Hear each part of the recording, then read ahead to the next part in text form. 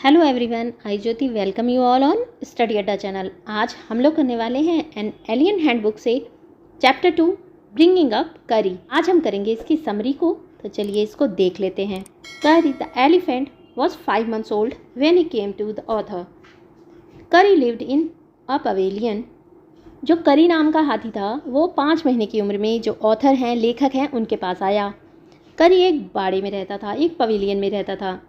He had a thatched roof which rested on thick tree stump. उसके ऊपर एक छप्पर पड़ा था जो पेड़ों के मोटे मजबूत स्टम्प्स पर टिका हुआ था। Curry enjoyed his morning bath in the river a lot. करी को नदी में मॉर्निंग टाइम में नहाना बड़ा अच्छा लगता था। He would lie in the water for a long time and on coming out he would feel with pleasure. वह पानी में बड़ी देर तक लेटता और बाहर आने की खुशी में चिंघाड़ता था। After the bath the author would leave him on the edge of the जंगल।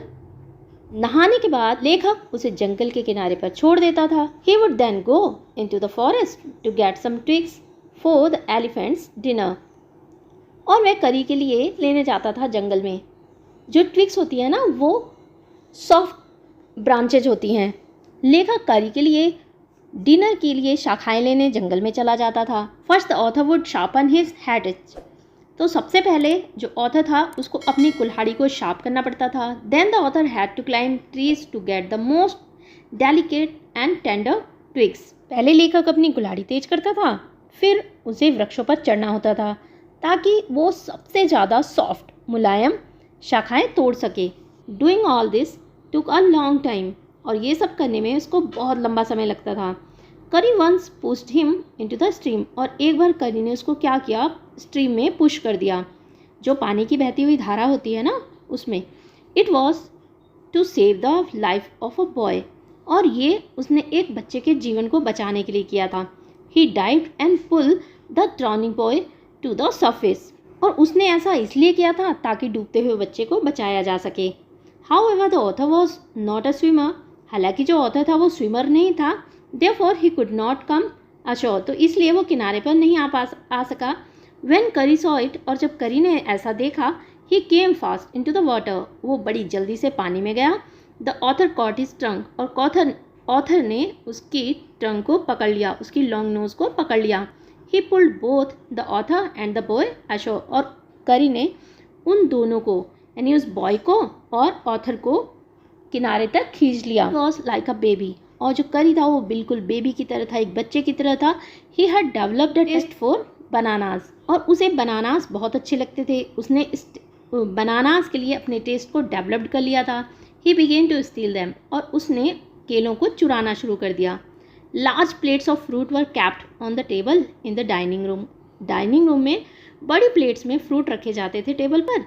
करी would put his trunk through the window up to the bananas. और करी विंडो से अपनी ट्रंक को अंदर डालकर बनानास को ले लेता था। In one attempt he would take them all. और एक ही बार प्रयास करने से वो सारे केले ले लेता था। He would then quietly go to his pavilion. और फिर वो चुपचाप से पवेलियन चला जाता था। And ate the bananas at peace without being seen. और बड़ी शांति से सारे केले खा लेता था, जबकि उसको कोई देख भी नहीं पाता था। One day the author cot him stealing. और एक दिन ऑथर ने उसे चुराते हुए देख लिया, चोरी करते हुए देख लिया। And he was scolded. और फिर उसको डांटा गया। He understood like a baby and did not steel again. और वो एक बच्चे की तरह इस चीज़ को समझ गया और फिर उसने दोबारा कभी चोरी नहीं की। Again like babies he was a quick learner. बच्चों की तरह वो बहुत ही जल्दी सीखने वाला भी था, एक क्विक लर्नर था। That is the command to sit while Mali is command to walk. That ऐसी कमांड है जो एलिफेंट को बैठाने के लिए बोला जाता है, और माली ऐसी कमांड है जिससे वो चलना शुरू कर देते हैं। Kari learned Mali after 3 lessons but it took him 3 weeks to learn that. Kari को माली सीखने में सिर्फ 3 lessons का ही टाइम लगा, लेकिन उसको धत सीखने के लिए 3 weeks का टाइम लग गया था। धत क्या है? धत एक कमांड है जो हाथियों को बैठाने के लिए दी जाती है। और माली क्या है? वो भी एक कमांड है, जब हाथी को चलाना होता है तो उसको इस तरह की कमांड दी जाती है। The learning of master call to an elephant is a difficult thing. एक मास्टर कॉल सिखाना एक कठिन काम है। जो हाथी को सिखाई जाती है मास्टर कॉल, वो एक कठिन काम है। An elephant generally takes 5 years to learn it. और एक हाथी को मास्टर कॉल सीखने में लगभग 5 साल का समय लग जाता है। This important signal helps an elephant to save his master's life. और ये जो इम्पोर्टेंट सिग्नल है ये हाथी को सिखाया जाता है ताकि वो अपने मास्टर के लाइफ को बचा सके। Sometimes they are lost in the jungle. कभी कभी वो जंगल में खो जाते हैं। And there is no way to out. और जब बाहर आने का कोई रास्ता नहीं होता, then the master makes a strange hissing. तब जो मास्टर होता है वो एक अजीब तरह की हिशिंग लगाता है, जो साउंड होती है calling sound in the elephant's ear. A trained elephant understand it. और एक ट्रेंड एलिफेंट इसको समझ सकता है।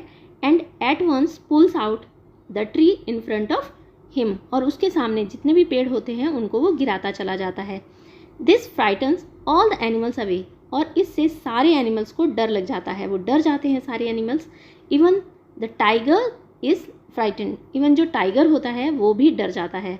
The elephant goes on pulling down the trees. और एलिफेंट लगातार पेड़ गिराते जाता है, वन आफ्टर द अदर, एक के बाद दूसरा।